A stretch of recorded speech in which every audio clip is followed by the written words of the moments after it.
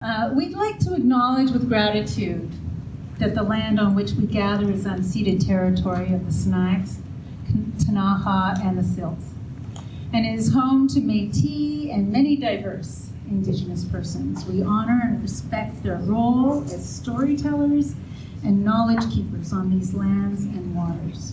So I'd just like to take a moment there. Thank you. Oh yeah, so I've got another note here, opening remarks. So I'll just tell you for the next half hour a little bit about myself. I'm Almeda Glenn Miller. I have been an actress, a tree planter, a carpenter, a bookseller, and yes, I was a teacher for 20 years at Selkirk College, and I retired last year. And have been, I'm in transition, is what I'm telling folks. Moving into a different area. I kind of worked for 20 years so that I'd have enough money so I could sit and write for the rest of my life. So we'll see how that goes. I am working on a collection of short stories again. I've got a novel out and a collection of poetry. And I've just stumbled on, through the urging of my lovely colleagues, Renee and Lisa, working on, Renee Harper and Lisa Dean, sorry, I'll use full names, and working on a collection of short stories. Inspired by Alexander MacLeod's book, Animal Person, fantastic. Elephant Mountain Literary Festival is now in its 11th year, and we're really happy to have everybody back in person. It's pretty cool, and of course we're all doing the tentative thing. Do you hug? Do you fist pump? Do you what are the rules around here? And I want everybody to feel comfortable with whatever they're comfortable with. I think it's given us a little bit of a permission to say, yeah, no, I'm not a hugger. Yeah, stick my hand out there. I'm from Rossland, so we don't hug in Rossland. I hear that the wine pairing last night was fantastic. Everybody had a great time.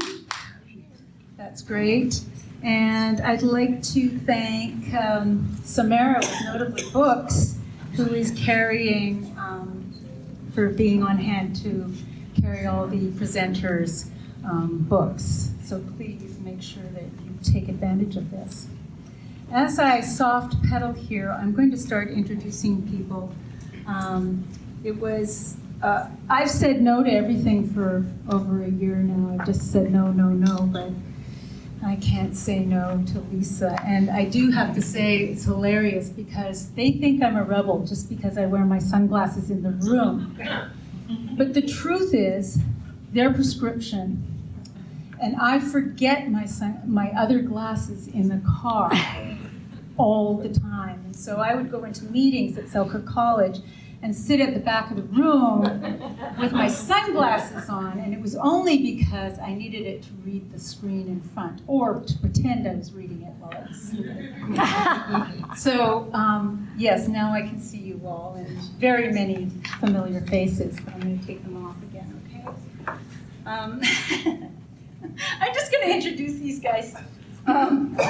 It's been such a treat to sort of ruminate. Oh, I'm off mic again. It's been such a treat to ruminate on this whole concept of the writing on the wall and the creative rebellion, and wondering what exactly that means. And I love those kind of open-ended titles are really helpful. Originally I didn't really know what writing on the wall was kind of referring to. I was thinking Banksy or Basquiat and graffiti. And Tom illuminated the fact that it's actually from the book of Daniel, and it's an act of rebellion. And so I will do a little bit of biblical dissertation now, because I'm so familiar with it. But anyway, and maybe Tom can allude to it later, but it's the book of Daniel, if I'm correct. I know you're dying to pipe in here, aren't you? I've got the mic. That it's an act of rebellion, right, against God's word, as I understand it. And so that made me a little nervous, because I wasn't going to crack that one open. But then Matty Kakes piped in, and this is all on email, and he kind of said, well, this is kind of my driving force, is, the act of rebellion through the written word and through, writing on the wall. And so I think there's definitely many different iterations of that. And so then I spent a bunch of time around creative rebellion, and of course, at dinner parties, cocktail party, anybody, as they all walked away from me, as I was trying to sort of grapple with this conversation around creative rebellions.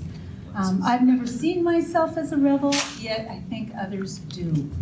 And so, as my father once said to me, he says, if someone says they're eccentric, they're not eccentric. The true eccentric doesn't know they're eccentric. And I always thought, I sort of translated that into, the true rebel doesn't know they're a true rebel. So part of my questions are going to be around that as well.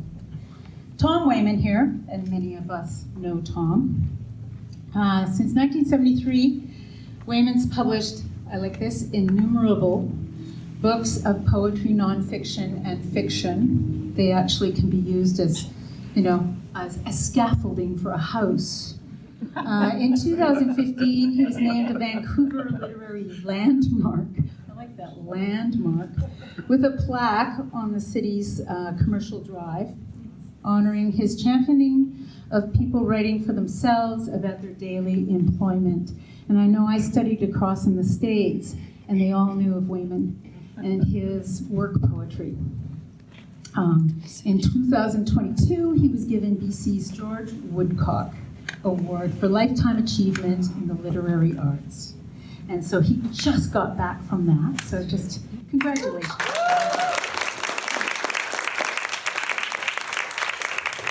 He's a resident of Winlaw since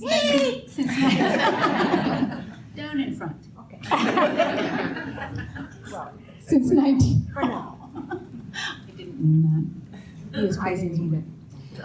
Resident in Winlaw since 1989. He's taught widely across North America, including at Nelson's David Thompson University Center and the Kootenai School of the Arts. In our area, he's also been active in community literary programming, including helping to organize ENLF, New Denver's Convergence Writers Weekend, and for many years, the Author Readings program at Nelson Oxygen Arts Center. Thank you, Tom, for participating in this panel. Matty, he's in the red hat with fancy shoes. Matty Kakes.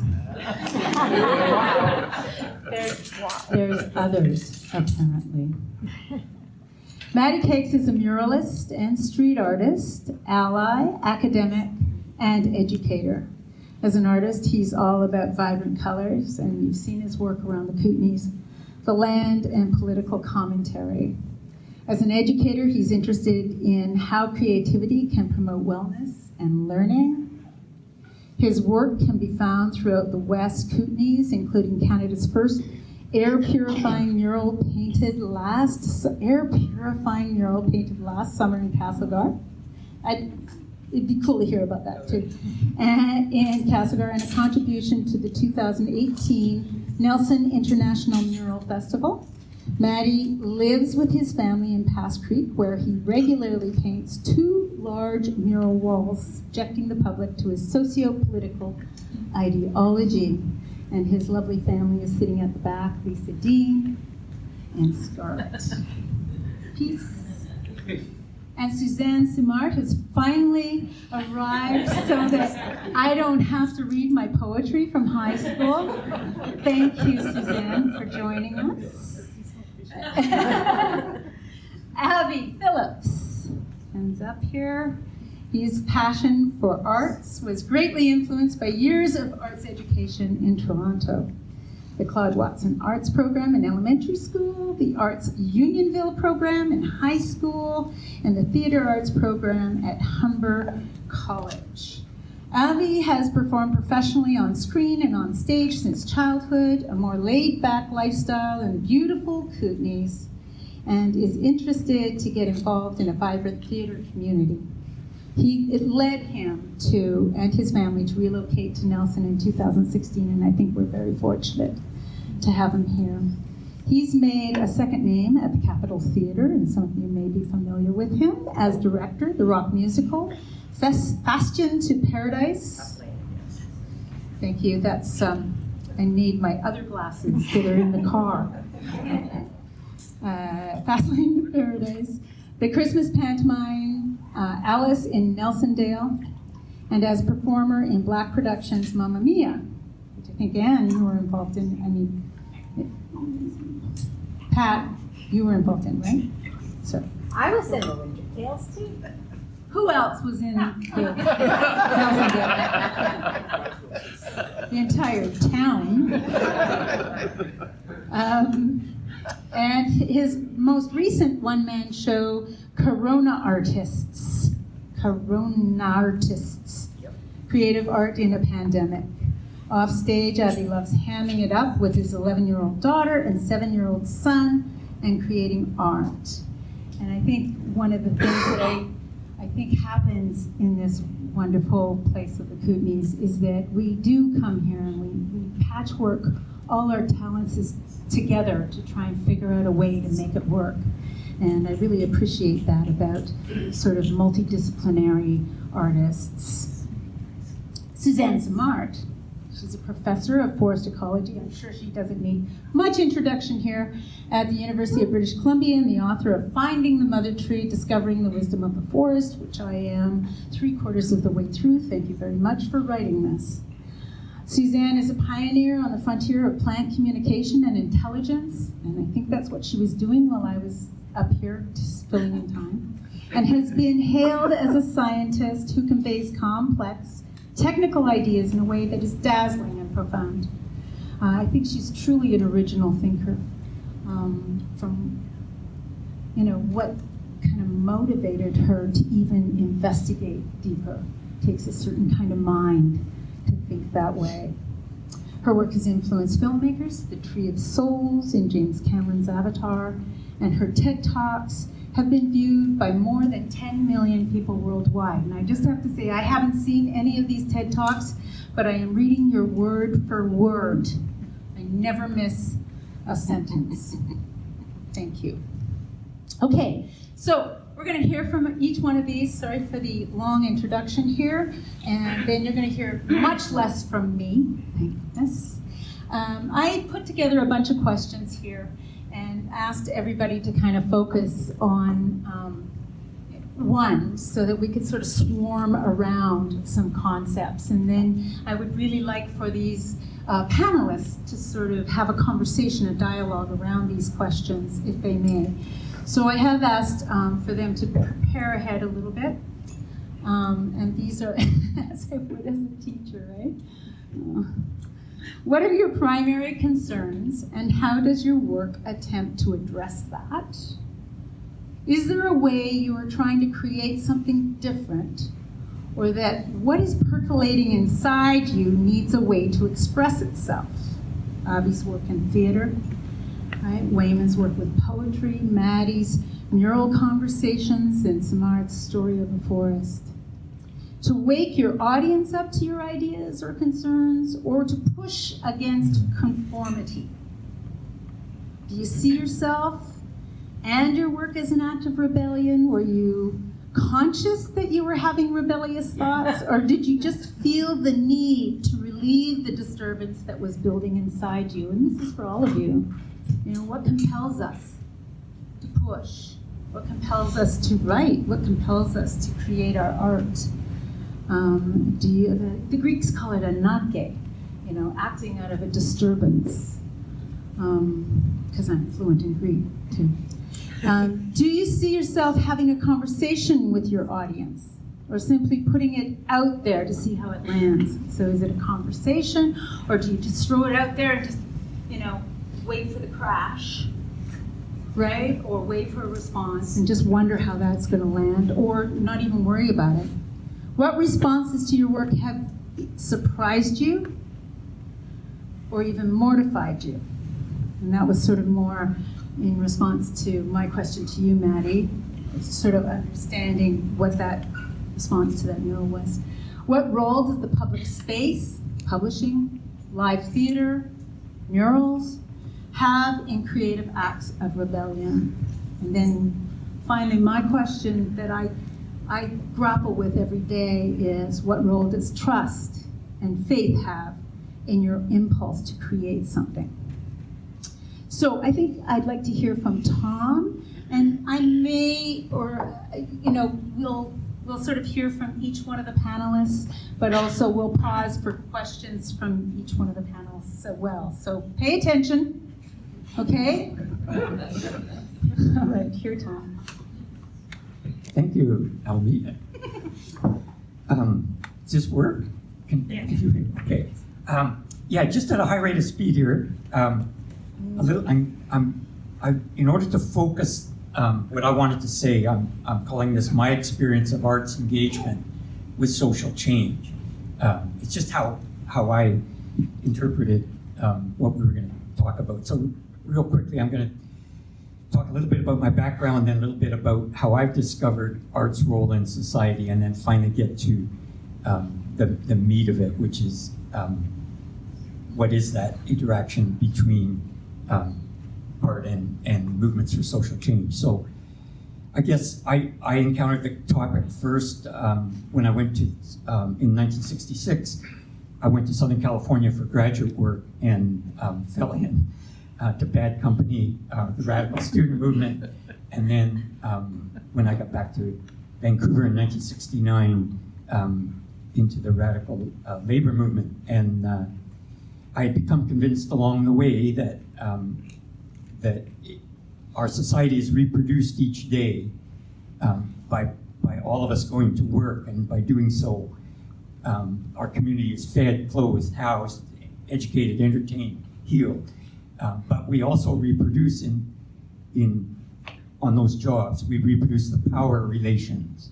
So we have a situation, for example, where the behaviors that are expected of us as employees is diametrically opposed to the behaviors that are expected of us as citizens. So at work, we're expected to unquestioningly obey unelected authority. But the moment we're in the parking lot after work, we're the free citizens of a democracy who are expected to be critical thinkers and hold the fate of the nation in our hands until we go back to work again, where once again, we're expected to be obedient and productive. So that kind of schizophrenic existence, I think, is crazy making, and unless that changes, I don't see much hope for us all, if you like. And here in BC, in 1983, during the public sector general strike, we saw all those ideas talked about at community meetings and union meetings, and that really gave me a boost. I found that quite transformative, as it always is when your ideas find some reflection in the outer world, rather than just inside your cranium. And so anyway, that was good. And as Albina mentioned, all this time I've been interested in people writing for themselves from whatever perspective about how their daily work affects them both on and off the job, because I do see that as the central and governing experience of our society. Okay, in terms of art's role in all this, I see a spectrum in terms of how artists and critics and so on look at art. And so at one end of that spectrum would be Oscar Wilde's statement, all art is quite useless. And what Wilde meant was, of course, that art is creative, it's playful, it's a chance for us to express things that may or may not be related to anything else. It can be the very substance of art itself, words, forms, colors, and so on. In the middle of the spectrum, which is where I would place myself, of course, I would quote from Pete Seeger, the folk musician, if many of you may know. His father, Charles, was a famous musicologist, and he's quoted as saying, he was less interested in whether a song was good as to what it's good for. And so I kind of like that. And then at the extreme end of the spectrum are people that think that art should have nothing to do with society, with politics, and so on. And there's a great quote in the New York Review of Books in the April 21st issue this year from a critic talking about Picasso's great mural, Guernica, which for those of you who know, celebrated or protested against the bombing of the Basque village of Guernica by the fascists in 1937. But the quote was, Guernica would be a greater work of art than it is if Picasso had not given it the title Guernica, which I really love. I keep thinking there's a poem here, but it hasn't yet appeared. Okay, so that's the overall. And the third and final thing I wanted to just talk about was that interaction between the arts and social change. My experience has been that real beneficial social change is made not by individuals of any kind, but by the mobilization of many people. And that takes place despite the fact that we're all to some extent damaged goods, that living in our society and existing in that kind of schizophrenic existence that I talked about, we're free, we're not free, we're free, we're not free, and so on. It means that we have to build the shining new world out of material that is somewhat less than shining. And the second thing that social change, to me, real social change, is that people have a huge range of opinions. One of the things I find distressing about some of the current attitudes towards social movements is the idea that there's a uniformity of opinion in any race, creed, color, or national origin, whereas in fact, any community is extremely divided. As the general strike here in 1983 showed, despite that huge difference in people, real change can be made when people see that there's something in common, despite all our differences. There's lots of literary examples of that. I'll just quote V. Traven, the German novelist who lived in Mexico for many years, has a series of novels about the 1911 revolt against Diaz in Mexico, in Chiapas. One of his books called General from the Jungle, and he starts off with how the whole army has a slogan, land and bread. And he spends the first half of the first chapter talking about all the different ways people in the army interpret that slogan, and which I thought was pretty accurate. Like from an outside, it seems obvious, but inside that experience, totally different. Okay, so last but not least, in my experience, given the complexity of real social change, that literary and other artists are not the initiators, but rather the followers. But they serve as cheerleaders in lots of ways. They serve as inspirers in lots of ways. And they serve as witnesses, both to the problems and to people's actions to correct them.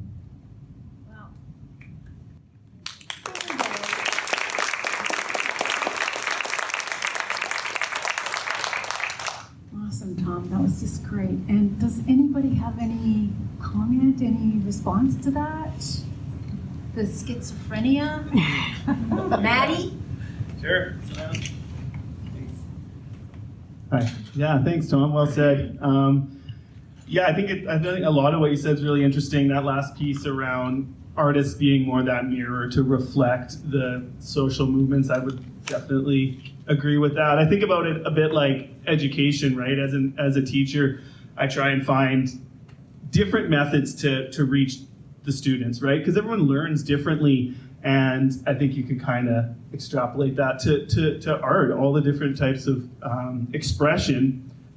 Different people will pick up on that as it resonates with them, right? And it's even a great metaphor for just having a multidisciplinary panel here, right? You may not like the mural I paint, you may not like the words that Tom writes, maybe you'll vibe with the stage work of Avi here, right? So I think diversity is key in our world and in the way that it's reflected back to the world.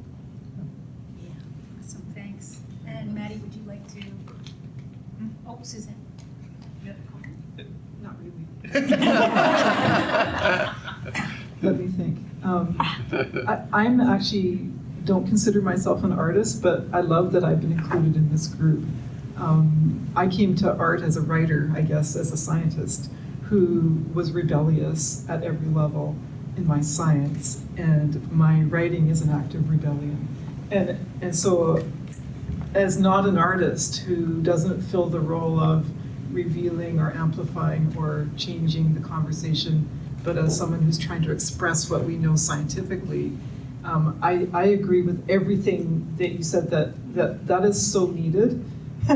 From a scientific point of view, the art is where people listen and see and it resonates.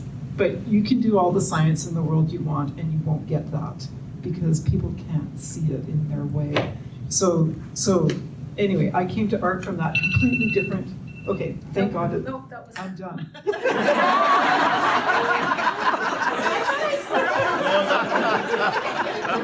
That's enough. That's all I had to say anyway. Anything else is dribble. So. Avi, would you like to respond, and then would you like to address some of these questions that I? Sure. Well, first to speak to that, I guess. I'll come back to that statement because I connected with the science versus the inexplainable, I guess, feeling that we have. Regarding the mirror to society, I completely connect with everything that you said. And I think for me, a big part of it, or what resonated with me is that when I think of theater, for example, and the words that we use and how explicit we can be to say, this is my point, these are the feelings I have, and knowing that it's going to be so clear to somebody because I'm telling you very clearly how I feel. But the kind of theater that I connect with most, and I think that everyone makes it more universal, is where it's theater that doesn't use explicit words. It's often, allegory or metaphor or no words, but you walk away knowing you've connected with it, and it may not be exactly what the person intended, but it conveyed something, and often that is a really successful piece of theater and can evoke change. Okay, I guess just Can you flow? Flow right into it, yeah. So it was mentioned that I was in an art school when I was in grade 4. It was a few years after the film Fame came out, and in Toronto there was a new school called Claude Watson School for the Arts, and I auditioned for it. It was from grade 4 to grade 8. It was kind of a new concept in the 80s for kids at that time to be able to have half of the day learning the arts and half of the day doing academics. And I didn't want to go to this school because I had friends in grade 3, and when I went to the audition, I told my parents that I wasn't going to try. I said, I'll do it because you want me to audition. But inevitably, when you get to this space and you walk by a pristine, stinky dance studio or a dimly lit, carpeted, stinky drama studio, or the arts rooms and the music rooms, and then I couldn't help myself. I wanted to create. I wanted to do the thing and say the thing and make the thing. And it was who I was, and there was no way that I wasn't going to try to express myself and experience what I could in that environment. So I was super lucky for the next 5 years to have been in this environment where every day there would be ballet and jazz and tap and painting and writing and drawing and Shakespeare and mime and playing instruments and singing and learning theory, and it all connected to the academics anyway. So it really shaped who I was. And what they expect at the end of it is before you go into high school, you're going to gravitate towards one of the things that you connect with most. So, people right away know I want to be a violinist, I want to be a dancer. And for me, what I connected with was live performances where I knew that there was some sort of connection with the audience. So I wasn't sure yet what kind of live performance, but typically that came from theater. And in particular, it was when we would feel goosebumps or, shivers, that kind of feeling. So this kind of goes on what we were talking about, or what you mentioned about the science versus just what we know. I mean, we can explain where this feeling comes from when something happens on a stage, for example, and you're in the audience and it just bubbles up from your gut and you just feel this overwhelm or this deep connection to it where you just suddenly release a yelp or a cry or something like that. That was the kind of theater I wanted to create, and that was the kind of theater I really enjoyed taking in. Because it's one thing to just put a bunch of people on stage and say, these are the lines, these are the steps, perform. And it's another to know that somebody, you connected in some way, and you've had some sort of conversation that way. And recently, I was learning about different ways of describing what this is. And one of them, I don't know much about it, so I won't go into deep conversation about it, but it's called duende. And just this idea adapted from Lorca, the Spanish folklore, that there's this kind of creature, but also this deep, dark feeling that comes up at these moments where we just connect with what's happening on stage. And that's what I seek. So when I came to Nelson, and the first chance I had to be a part of the theater community, I got to direct the pantomime, which was mentioned, and this is one of the classic traditional types of performances that happened here at Nelson. I didn't know anything about pantomimes. I didn't know about Nelson culture or the Nelson theater community. But very quickly, I got to see what these traditions were all about. And on one hand, all I was expected to do was make sure that everybody in the show, this is 40 performers who are families, so they're kids and their parents and grandparents, and half of them have never been on stage before. So the goal was just to get them on stage and to just let them have a good time, let the audience coming for the annual pantomime have a good time. But what I wanted to do was incorporate duende somewhere in there. I just wanted, as a theater creator, I didn't want them to just paint by number. I wanted to know if these kids and adults were able to just be evocative, do something that would, make the moment a little bit bigger than it was that year. And one of the scenes that we got to create, so the theme was Alice in Nelson Land, as mentioned. I saw that you did a theme at the Frog Peak, yeah. So this was based on Alice through the Looking Glass, and one of the scenes was at Gyro Park, and that's where the hookah smoking caterpillar would be. And it reminded me of the arts programs where, it's a community of theater people who all get together and get to create the scene. So there was always, I don't think they still do it, but they always painted a mural on the back wall of the Capitol Theater for the pantomime that would represent one of the scenes, and then the next year they would just paint over it, and it would just be each year the amazing local painting crew would create something.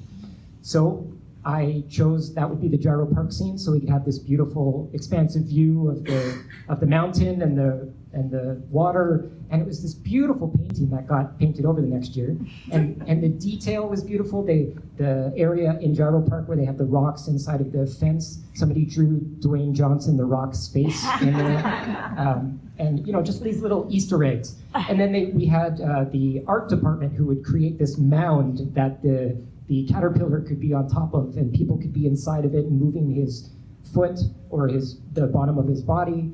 And then I had a live band on stage with drums and guitar and bass, and they were playing like a reggae kind of song. And then the art department, we were asking them or the costumes to create flowers for the kids so they could be flowers and bees. And we wanted a big cannabis leaf to be singing along and moving along with them. So sure enough, the art department or the costumes created this beautiful leaf with a face inside of it.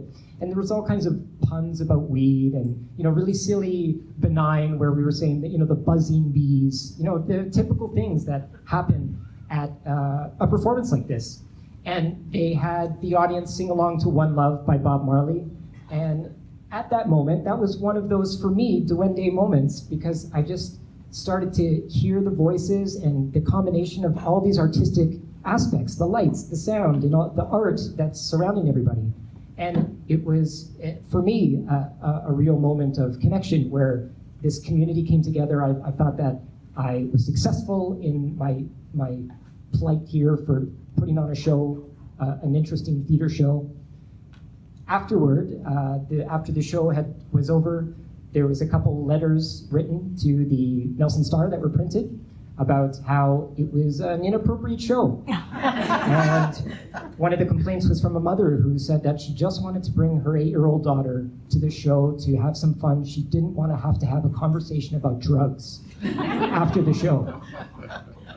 Regardless of what that means, I also recognize that I succeeded in the show, because that's another aspect of theater that I really appreciate, and that speaks to the messaging that we can convey, that it makes you uncomfortable, it makes you question things, it makes you have conversations.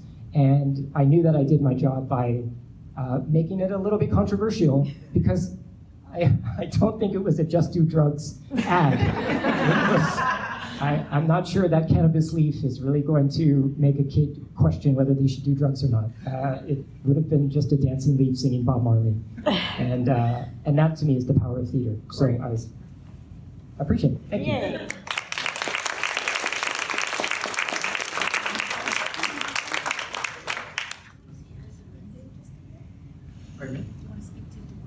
Would you like to speak to Duende a little bit? A little bit? Okay, well, there's a wonderful essay by American critic Edward Hirsch about Duende that actually used to teach, because it's supposed to be based on, as you say, very deep, and in fact, the presence of the fact that we're time dated here, that death is a part of life, and where Duende rises. It's that knowledge or awareness of things passing into oblivion, and in that spirit, I just want to draw attention. I really liked your thing about how much you got out of being in an environment where all the arts were interacting, because we have here in the audience 2 people who have built in Nelson institutions that really foregrounded that way of learning, and both of those institutions have now passed. So over here is Fred Waugh, who was responsible for David Thompson University Center, and which was a multi-arts institution at several levels. And sitting in front of him and just over is David Lawson, who was the first executive director of the Cooney School of the Arts, which again tried to build here in Nelson the same kind of opportunity that Avi is talking at the post-secondary level. Both those were extremely successful.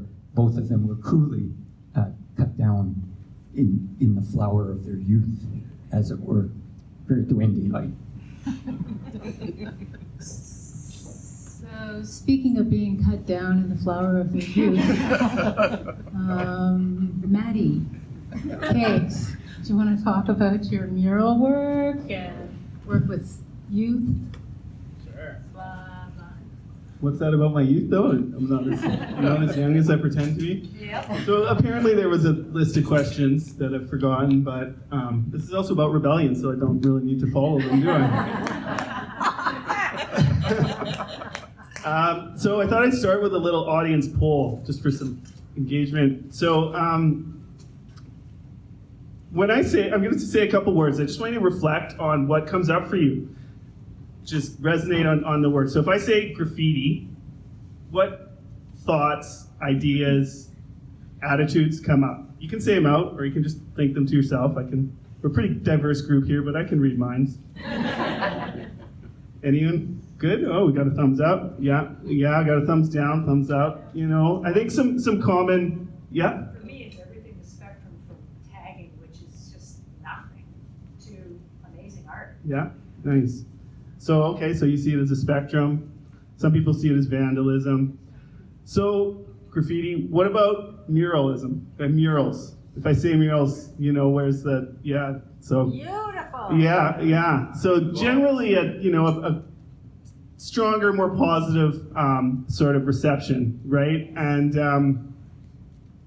I guess my point, my argument here is that these things are really interrelated. In fact, you can make a strong argument that muralism is derivative of graffiti, right? But yet there's a pretty diametric relationship or attitude towards them, right? But you may be surprised to know that, some of the best pieces here in Nelson from the Mural Festival were created by graffiti artists who either started their careers writing graffiti, possibly still do. So that makes me think, okay, so what is the difference then? If it's both writing on the wall, and I guess my argument is that the difference between graffiti and muralism is really socially constructed in a lot of ways. It's about privilege, it's about commercialization, space, access to space, again, privilege, class, and all of that. So, in some ways, and I guess I want a big caveat, especially for everyone who knows Sydney, I'm not knocking the Mural Festival here. I think it's amazing what it's done for the city and what it's brought in terms of color and culture. But with all art, something gets lost when it becomes more mainstream, more commercialized, more socially accepted. And I think you can see that when murals are created with input from business owners that are created on stolen land. You see homie's Land Back Canada Land Back t-shirt there. That's a big conversation around who gets to occupy space, put their mark on it. Do the artists have a relationship with the land in any way, or do they just sort of fly in and do their thing and then leave? So, I think that's important to point out, right? We didn't just get to this place where murals are big and totally a selling point for cities and for condos and for everything, right? There's a great quote by a really prolific graffiti artist who said, something that was not that long ago edgy and cool and dangerous is now literally used to sell condos and fast food, and that's normal. That's what happens when capitalism gets a hold of something. But I just, I try and remind people of that. One of the things I do as an educator and artist is lead mural walks throughout town. And we see a good chunk of them. We cruise both alleys. And, I know quite a bit about the process and the artists from just my work, and so I'll share that, but I'll also point out to the students, it's not just about these giant multi-$1,000 pieces, it's also about these little stencils that popped up, this little expression of someone's experience living in poverty, this little decolonized Canada wheat paste, right? These are all on a spectrum, as you said, of expression in the public sphere, right? So, people take issue with whether there was permission given on the wall, whether it's aesthetically pleasing. Those are all pretty subjective parameters if you think about it, right? So there's this tension. I really love exploring tensions, and there's definitely this tension between graffiti and the way it's sort of socially condemned and muralism and the way it's embraced and really is really used by society to highlight cities, highlight spaces, business owners use it, right? So just starting with that basis. So I've done both, I've painted in places that we weren't allowed to paint. I've done my Nelson Mural Festival. I've done pieces for the city. One of the other big differences, I think, too, is about permanency, right? Graffiti and street art, which is slightly different, is very ephemeral, right? It's there and then it's gone, whether it was graffitied over or the city took it upon themselves to buff it out. Where when murals are created, the building owners are very interested in how long is this going to last, how long it's going to be there. And I really like to kind of stay on that more ephemeral side of it. It's here for now. We don't know how the weather's going to treat it, how that's going to break down. It's kind of like a living piece, right? It's gonna evolve as the space evolves. So there's another tension within those two practices. So having done both, there's advantages and disadvantages to both. It's pretty awesome to have permission to paint a huge wall and take your time and have it up there and your name signed to it and people know. You also have to deal then with public and their reactions to it, with the owner of the space, what they want, sort of meeting them halfway with sort of design. That's nice, but there's something pretty special too about just getting something up, a little piece that makes people laugh or makes them think, and it's there for a short period of time and then it's gone. So I guess to sort of transition a bit towards my current practice, one of the things that I've sort of found or created to sort of straddle those lines is painting on my own space. So we live out in Pass Creek, we have a big rural property, and I've created a couple large mural walls, like just big, sort of 24 by 15 feet tall, and they're facing the road, Pass Creek Road.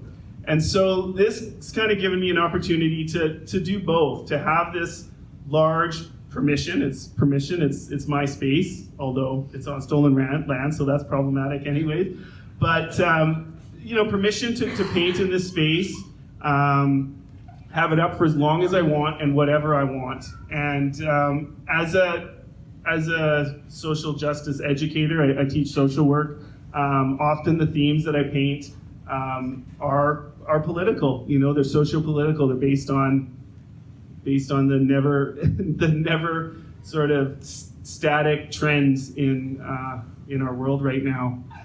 And I tell you, it's went over well for the most part. It's really rural, and rural does tend to be conservative. And at first, when I put this up, it was definitely like wow, what's this guy doing? Like graffiti in rural Pass Creek, like that doesn't mesh, right?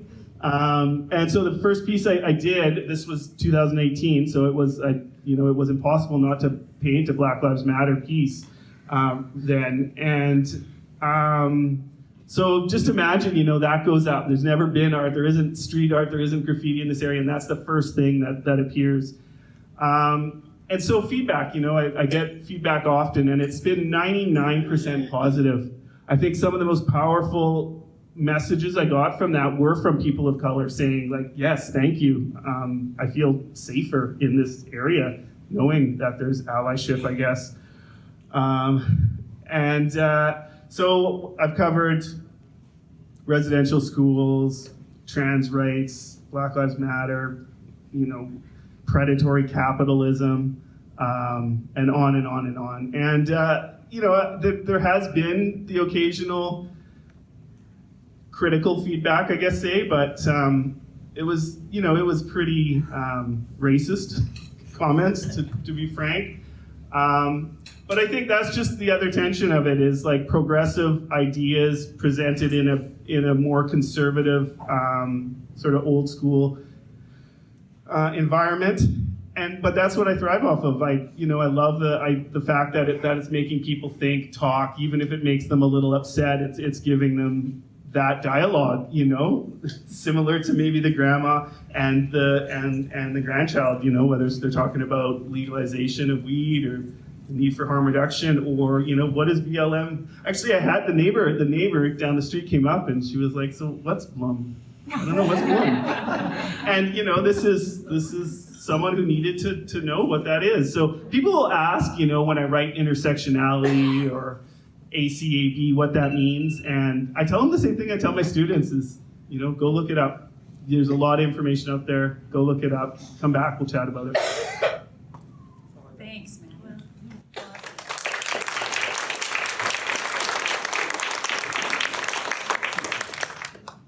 I can't remember the question either.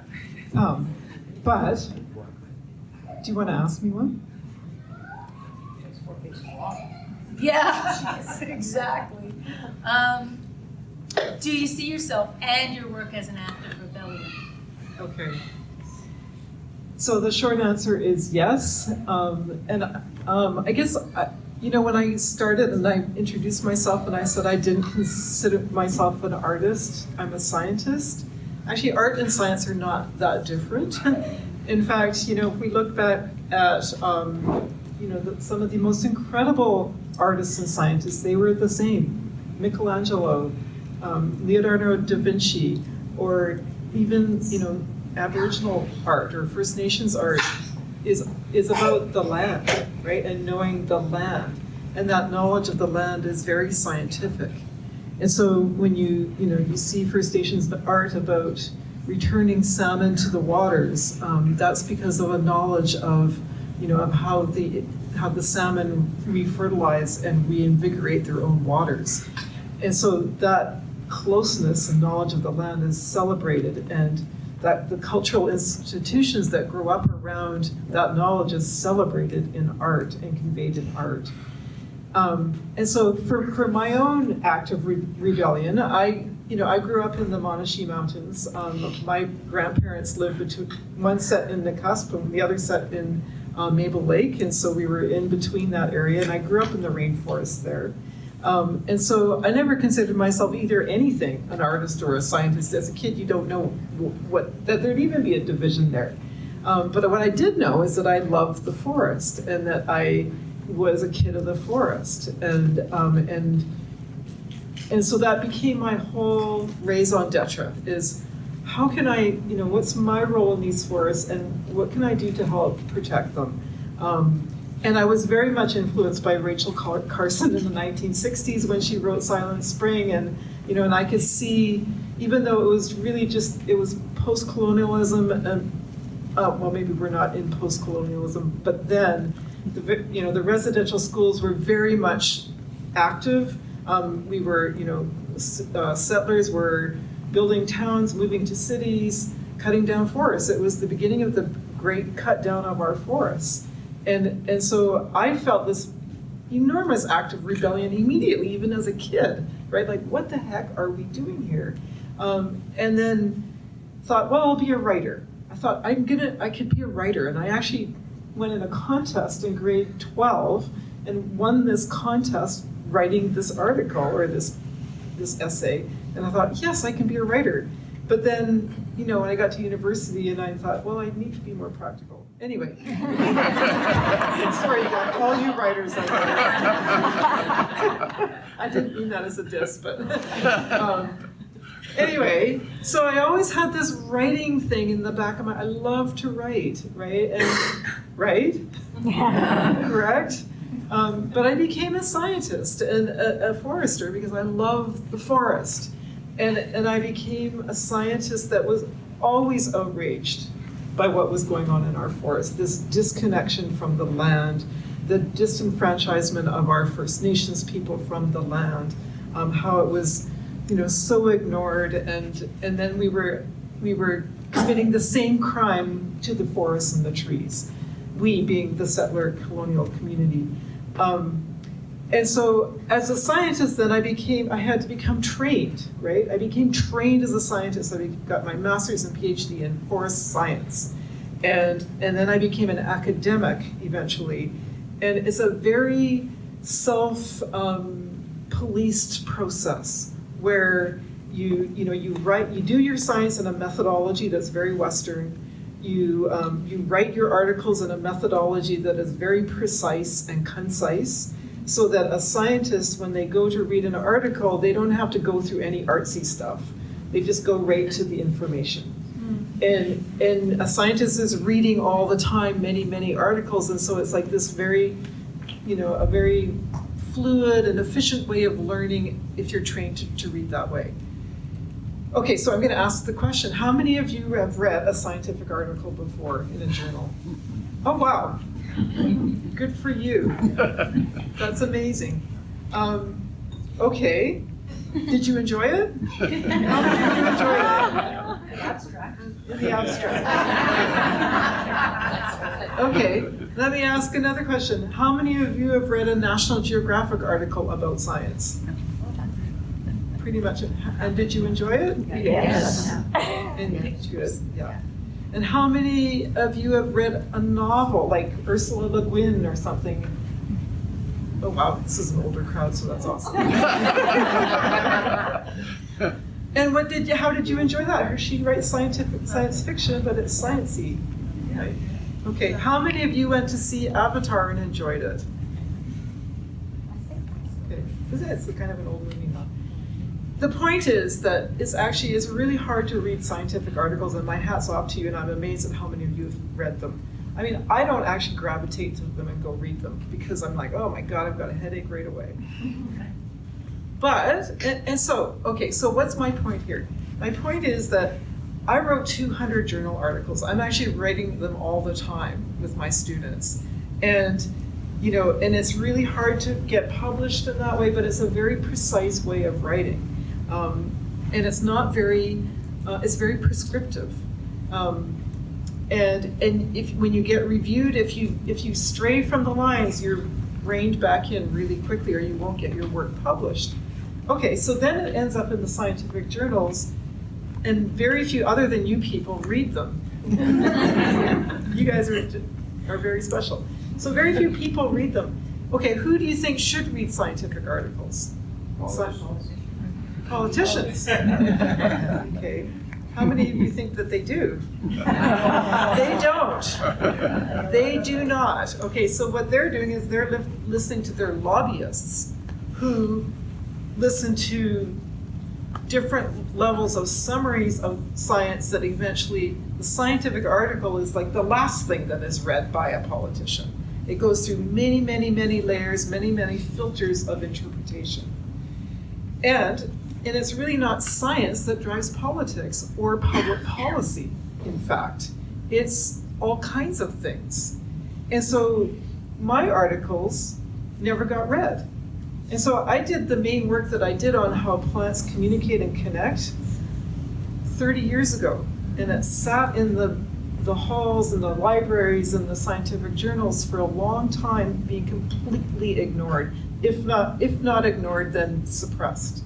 So that's when I said, this is ridiculous, because as we watch our landscape change from a landscape of old-growth forests from the 1960s to a landscape of clear-cuts, the work I was doing was saying, don't do that, right? And a lot of other people are saying, don't do that. There's reasons not to do that. Climate change is one. Loss of biodiversity is another. Loss of connection. Loss, and yet ignored. And so that's what drove me to write my book, is I thought, well, one, I wanted to really write, because I was so tired of writing in this very imprisoned way, but I wanted to get the message to the people. And the way people learn, isn't through, it's partially through National Geographic, partially through books, but more than that, through art. And so I wrote this book that resonated, and the reason it resonated is because of the way it was written as a story. Instead of me telling you what happened, I told you the story of how it happened. And then the other reason it resonated is because I was tapping into your own hearts. Because what I found, everybody kind of knows anyway, right? We all know that we're connected to each other, and that trees really are not that different. We're all from the same genetic stock. So I knew I could speak to your hearts with my story and my message. And so the book resonated. Okay, so it didn't just resonate with the readers, though, it's resonated with artists and singers and composers and poets and meditation people and all kinds of artists. And so then what happens next? The next thing that happens is that you create something way more than that. Than the initial science. And so what I do is I listen to the artists and I say, what could I ask next? What did I miss in the science? Because the science is always changing and growing and becoming more than it is, and it's informed by the art. So it all plays, so coming back to artists are scientists and scientists are artists, we're all together and we all have common visions and goals and desires for a healthy world for our planet and for the next generations to come. So anyway, that's my thing.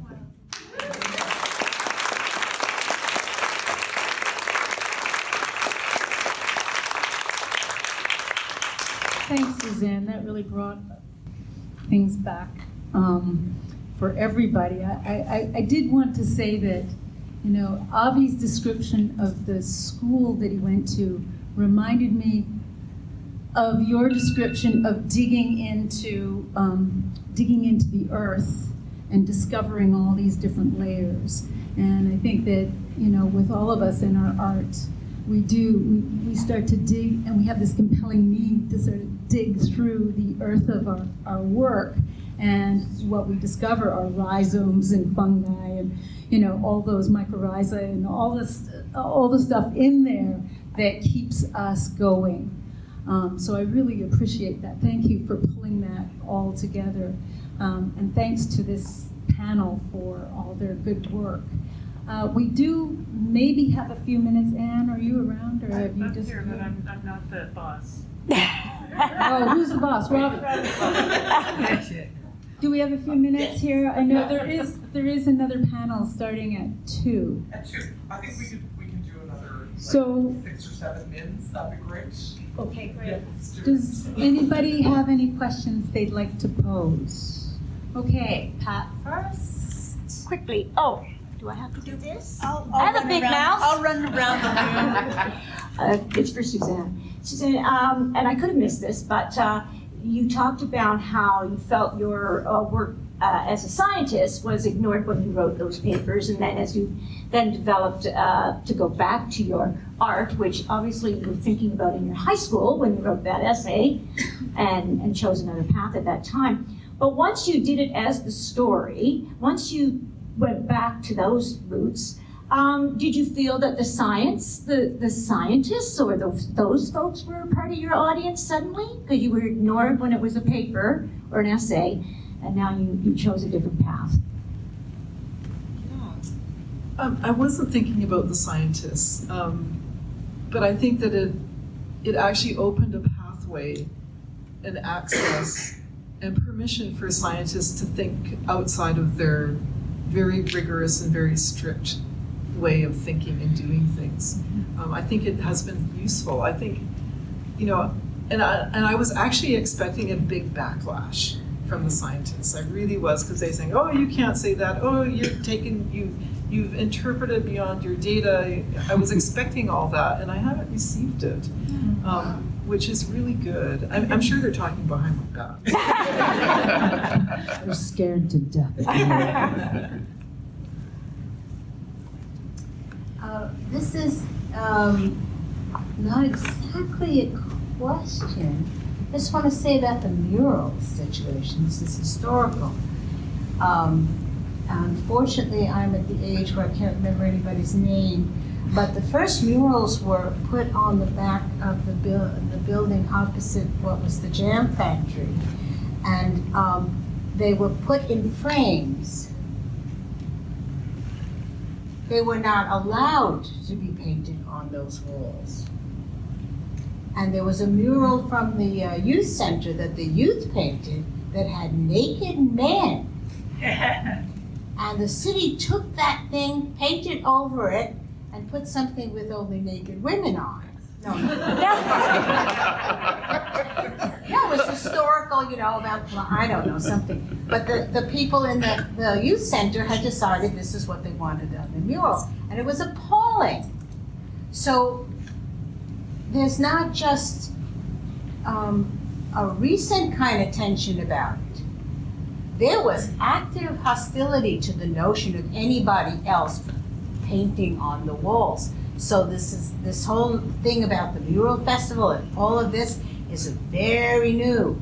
And the fact that the city has embraced it now, it's of course a city, you know, On their own terms. years later, yeah, is to me, you know, it's about time. But I was really appalled when they did that, because those people in the youth, they also took over the youth center, but that's another story. You know, it's appalled by this. If you know, they had permission to, this is fine, you know? Anyway. Thanks, yeah. Yeah. Well, no, just that, you know, Nelson's great at overregulation, for sure. But, yeah, thanks for the little historical backstory. Yeah. I think that gentleman in the back has a question, too. Yeah, the Roxanne one's still up, right? I've been out in Argenta for the last 2 months, and I just wanted to kind of ask about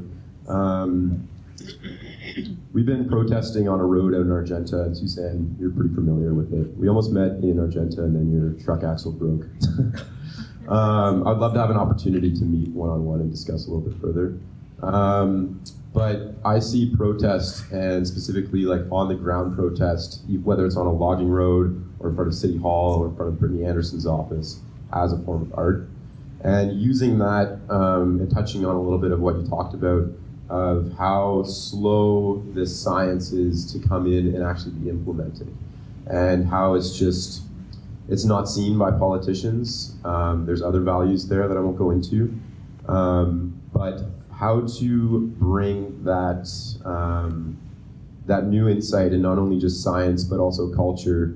We had a really beautiful community out there in Argenta, and just how that community formed in itself, and not only stopping the logging that was happening, but also that community generation.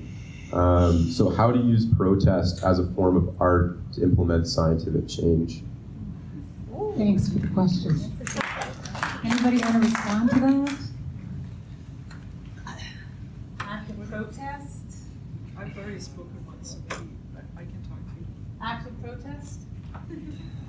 OG calm. Yeah, on Tuesday night, I had a chance in Vancouver to hear Alexandra Morton speak. She's a whale biologist who this year won the provincial award for books on social issues, and she's been very active in the science and then the fight against open net salmon farms, because as some of you know, the wild salmon swim past those, and it's been very destructive. And she talked about a whole series of dead ends, and in her attempt to get things changed. And I was interested because one of the dead ends that she mentioned was activism. She said she started with thinking that the science alone would convince people that open net salmon farming was bad. That didn't work.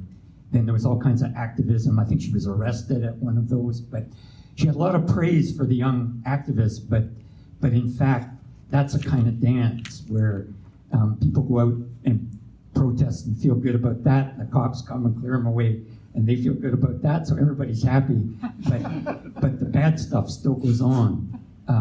What she said finally worked, as far as she's concerned, is connections with a wider community. That it's that thing of getting out of our own silos of belief and interacting with people that at the start anyway might not see things the way we do, and it's a matter of listening to what they say rather than that kind of denouncing them as idiots from the start. So it's a tough problem, but it was interesting to hear her do that. And then as she announced that this decision was coming down, and that she felt she had done everything she could. And then, of course, as some of you may know, in fact, the government did allow now that to continue, at least through 2023. But she was not dissuaded by that. But still, it's not easy. Yeah. So, we have time for one more. We don't have time for, sorry, you can sort of step in there after. I'm going to close off. Thank you so much for speaking to my page-long set of questions. I just need to thank all our sponsors who make the festival possible, the City of Nelson, those overregulated, the BC Arts Council, BC Gaming, the RDCK, Columbia Basin Trust, SFU, notably Book Lovers Emporium, and Nelson Kootenay Lake Tourism. Thanks to the Nelson Star for their ongoing support. Thanks to our venues, the Prestige, Nelson Public Library, and the Nelson United Church for hosting workshops and blue pencil sessions, which I understand have been fabulous. Thanks to all our volunteers, to the communities for so much goodwill, and to all of you for joining us. You're just an amazing group of people. I'm always amazed every time I do weigh in. Please join us for the rest of our events this weekend. There's the next panel that's at 2, if you're ready. The Past, Present, and the Future Walk into a Bar, and that's at 2 p.m. Happy hour and open mic for our workshop students at 4:30 at the Port 701 Lounge here at the Prestige. And our all-star reading with Angie Abdu, who's in our audience, Shayna Lambert, Tom Wayman, and Suzanne Simard. So thank you very much to our multidisciplinary panel.